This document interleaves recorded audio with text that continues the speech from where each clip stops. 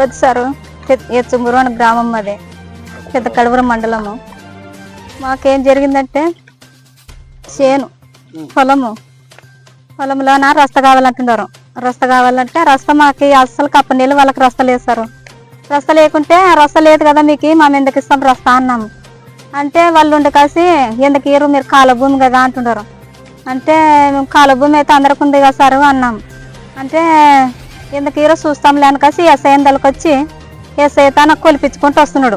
ఇటు వరకు అని చూపించుకుంటూ వస్తుంటే మా ఆడబిడ్డ ఉండి కలిసి వచ్చి ఏం సార్ వాళ్ళ కూడా చెప్తారు మాకు చెప్పరు కదా సారు, మాకు రస్తుంటే ఇస్తామా రస్త లేకుంటే ఇస్తామా సార్, ఏమి ఇట్లా ఒకరికే న్యాయం జరుగుతారా, అందరికి న్యాయం చెప్పాలి కదా సార్, మీరు న్యాయం చేసేవాళ్ళు అనకాసి అనింది మా చిన్నమ్మ.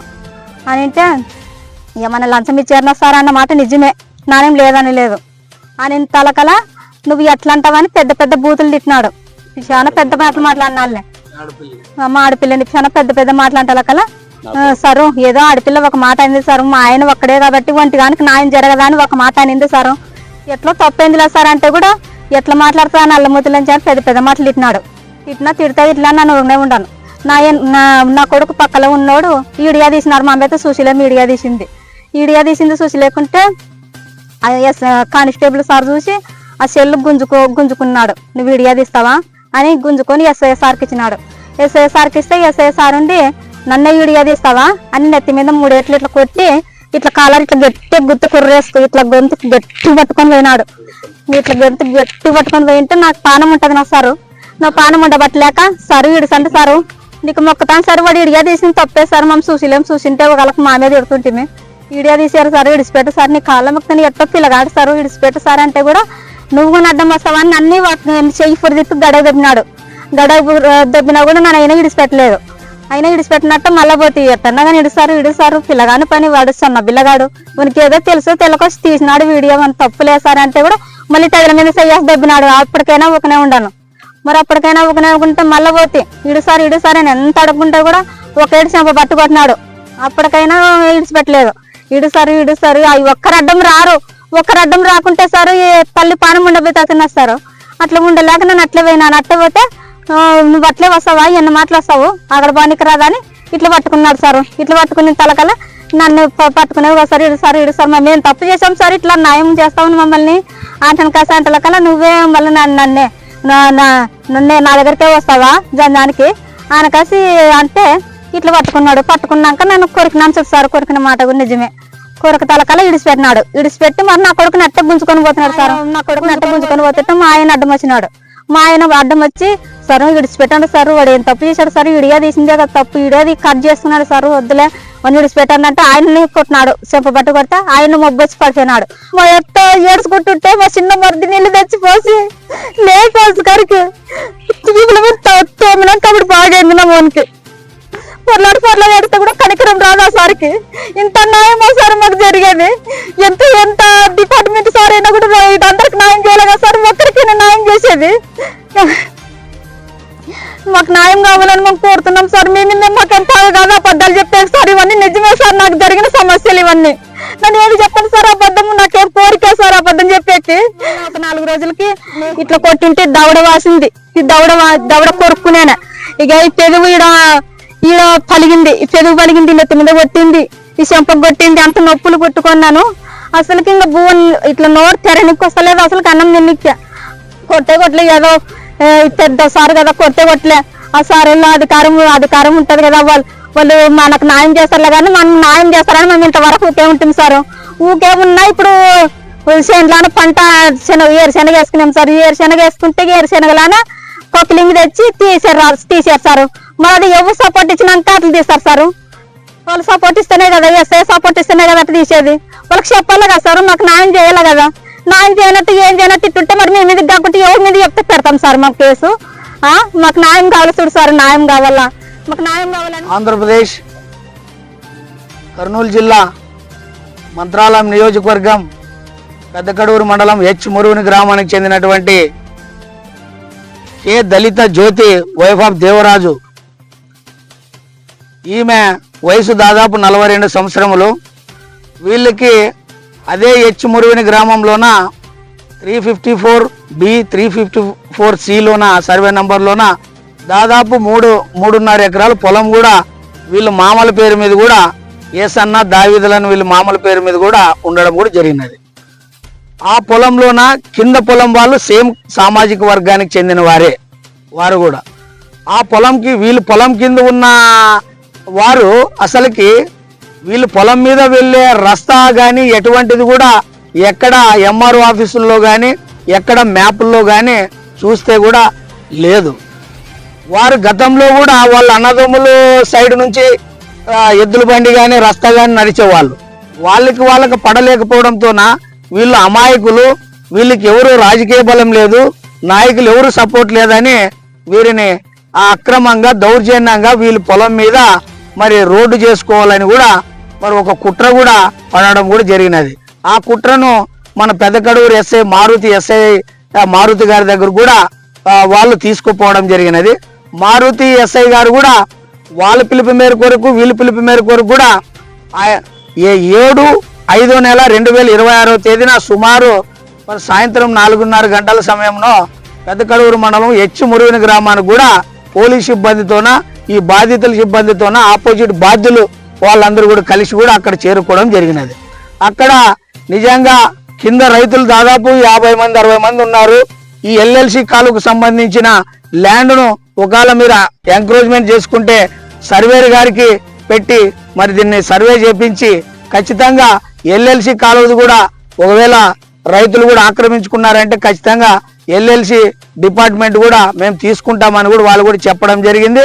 వాళ్ళకి ఆ రోజు కూడా చెప్తూ ఉండగా కొంత వీరిని బాధితులను అయినటువంటి జ్యోతిని దేవరాజుని వీళ్ళందరూ కూడా కొంచెం మన మారుతి ఎస్ఐ గారు కూడా దురుసుగా మాట్లాడితే అక్కడే ఉన్నటువంటి దేవరాజు అక్క మరి వీళ్ళకి ఆడపిల్ల సునీతకి ఆమె కొంచెం ఏదో ఎస్ఐ గారిని వేరే రకంగా ఏదో మాట్లాడితే ఏంది సార్ అని ఇంకో రకంగా మాట్లాడితే ఎస్ఐ గారు కూడా కొంచెం దురుసుగా మాట్లాడడం వల్ల జ్యోతి కుమారుడైనటువంటి దావీదు కొంత వీడియో కూడా ఎస్ఐ మాట్లాడుతున్న మాటను కూడా వీడియో కూడా చేయడం కూడా జరిగింది. దాన్ని ఎస్ఐ గారు మారుతి గారు గమనించి నా మీదే వీడియో తీస్తావురా నా కొడుకు అని కూడా వాడిని మరి గట్టిగా గొంతు పట్టుకొని లాక్కొని పోయి విచక్షణ రహితం కూడా పిడుగుద్దులతో గుద్దు కూడా కొడుతూ ఉంటే వాడు గొంతు కూడా ఊపిరి రాలేకపోతే మరి తల్లి అయినటువంటి జ్యోతి అక్కడే ఉన్నటువంటి జ్యోతి మరి అయ్యా సార్ ఏదో నా కొడుకుని తప్పైంది ఇంకోసారి తీయలే సార్ అని చేతులెత్తి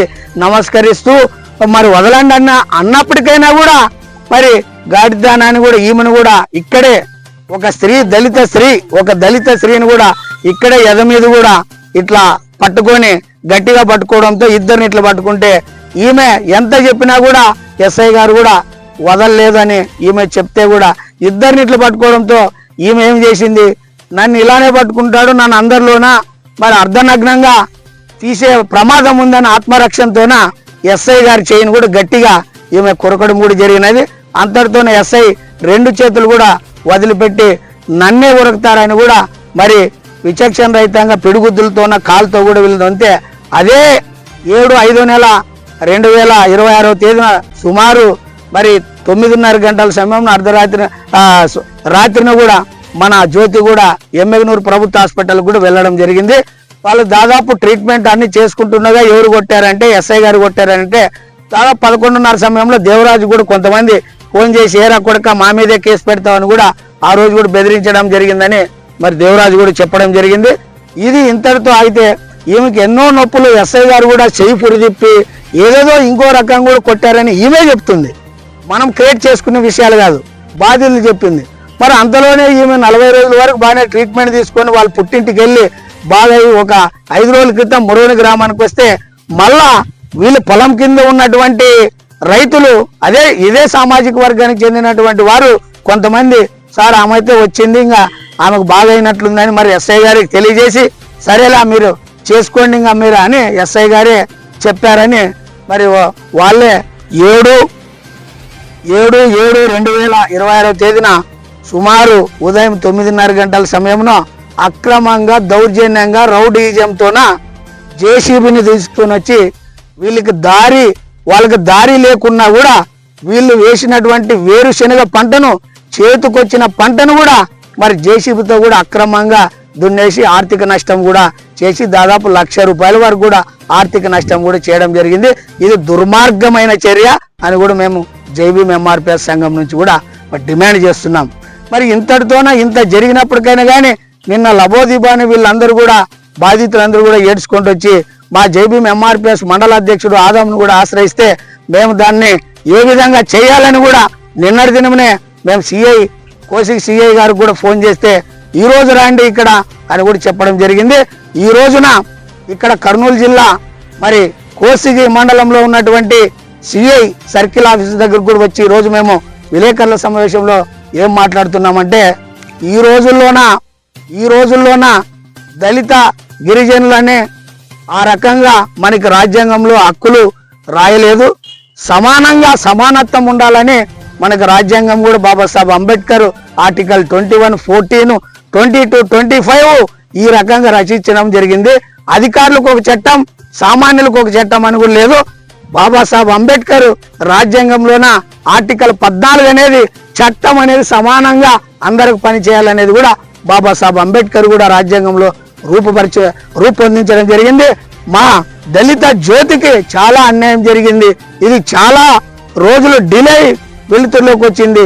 ఎందుకంటే అక్కడ వాళ్ళు కొంత బెదిరించడంతోన, ఈమెకి నొప్పులు ఉండడంతోన, అనారోగ్యంగా ఉండడంతోన మళ్ళా వెలుతురులోకి వచ్చింది.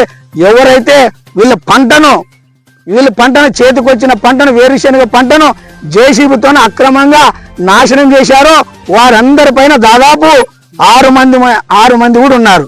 మరి దీంట్లోన ఎస్ఐ ప్రభావం కూడా ఉంది కాబట్టి ఖచ్చితంగా వీరందరిపైన కేసు నమోదు చేయాలని ఈ రోజున మరి ఇక్కడ కోసిగి సర్కిల్ ఆఫీస్ కూడా రావడం జరిగింది. మరి ఈ కంప్లైంట్ కూడా ఇక్కడ ఇచ్చిన తర్వాత మేము 4-5 రోజులు టైం ఇస్తాం. ఇక్కడ నిజంగా మా దళిత జ్యోతికి మరి ఎవరైతే అన్యాయం చేశారో, ఎవరైతే మరి ఆ దుర్మార్గమైన పనులు చేశారో అట్టి వారి అందరిపైన కూడా చర్యలు తీసుకొని కేసు కట్టలేకపోతే జైభీమ్ ఎంఆర్పిఎస్ సంఘం నుంచి కర్నూలు నుంచి అమరావతి నుంచి ఢిల్లీ వరకు కూడా మేము రాస్తారోకాలు, ధర్నాలు కూడా చేపడతామని కూడా ఈ సందర్భంగా తెలియజేస్తున్నాం.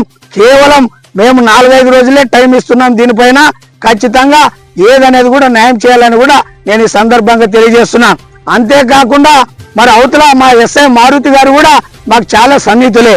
అయ్యా మీరు కూడా మా గిరిజన బిడ్డే, ట్రైబల్, ఇక్కడ షెడ్యూల్ క్యాస్ట్ ట్రైబల్, ఎక్కడ వన్ సైడ్ మీరు వత్తాసు పలకూడదు. ఈరోజు మా బాధితులు చస్తామంటున్నారు నాకు జరిగిన అవమానానికి. వీళ్ళు చెప్తుంటే మాకే కళ్ళల్లో నీళ్లు కారుతున్నవి. ఇది సమాజంలోన తలదించుకునే సంఘటన. ఇది రాష్ట్రానికి ఓ జిల్లానికి అని కూడా నేను ఈ సందర్భంగా తెలియజేస్తున్నాను. కాబట్టి ఈ నియోజకవర్గంలో ఉన్నటువంటి రాజకీయ నాయకులు కూడా మీరు పరిశీలించాలి. ఇట్ట దళిత మరి జ్యోతిని ఒక ఇట్లా ఎద మీద చెయ్యి బట్టి ఇట్లా గట్టిగా పట్టుకుంటే మరి ఆమె ఆత్మరక్షణ కొరకు మరి చెయ్యే కొరికిందంటే మీరు కూడా దీనికి సపోర్ట్ చేస్తే మీ ఇళ్లను కూడా ముట్టడిస్తామని కూడా జైభీమ్ ఎంఆర్పిఎస్ సంఘం నుంచి కూడా హెచ్చరిస్తున్నామని కూడా నేను ఈ సందర్భంగా తెలియజేస్తున్నాం. మరి ఈ అధికారులు ఎంతవరకు కోసిగి సర్కిల్ మా సిఐ గారు ఎంతవరకు న్యాయం చేస్తారో మేము వేచి చూస్తాం. 4-5 రోజులు చేయకపోతే మాత్రం మా సత్తా మా జ్యోతి అన్యాయానికి న్యాయం జరిగేంత వరకు కూడా మిలిటెంట్ ఉద్యమాలు కూడా మేమందరూ కూడా పూనుకుంటామని కూడా ఈ సందర్భంగా తెలియజేస్తూ మరి నా పేరు చిక్కం జానాయి మాదిగా, జైభీమ్ ఎంఆర్పిఎస్ ఆంధ్రప్రదేశ్ రాష్ట్ర వ్యవస్థాపక అధ్యక్షులు. జై భీమ్.